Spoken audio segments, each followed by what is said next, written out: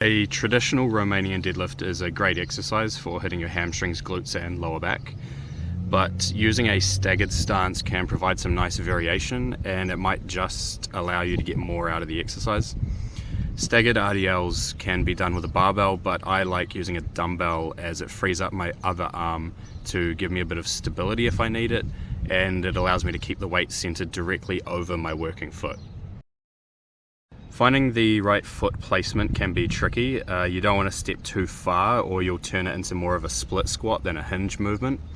I find that a good way to find the right distance is to just stand up normally with feet next to each other and then move one foot back as far as I can without my knees shifting.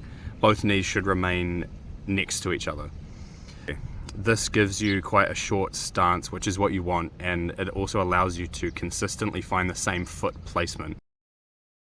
I will typically hold the dumbbell in the hand opposite the working leg and try to keep the weight of that dumbbell centered directly above the foot of that working leg.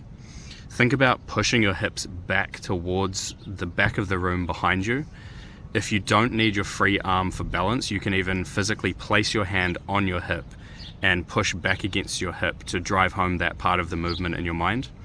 If you don't send the hips back and instead let them drop and the knees bend too much, it becomes a short stance split squat rather than a hinge movement focused on the posterior muscles.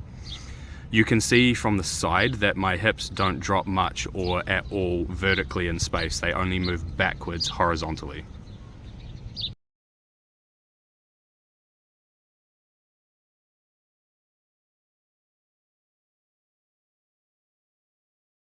One final point to go over is hip rotation. In a traditional Romanian deadlift, your feet are together in a parallel stance and you work both legs together.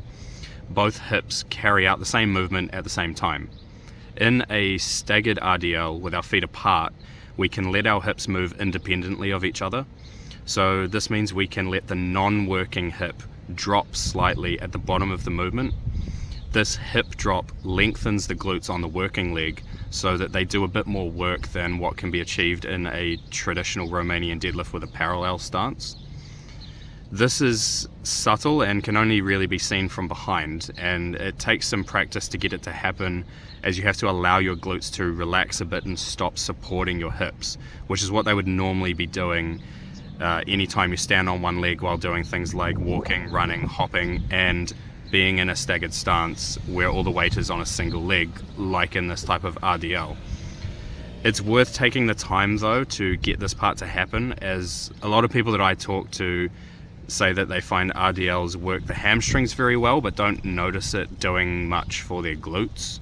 This hip drop part is one of the key aspects that allows you to work your glutes really well in addition to your hamstrings when doing staggered RDLs.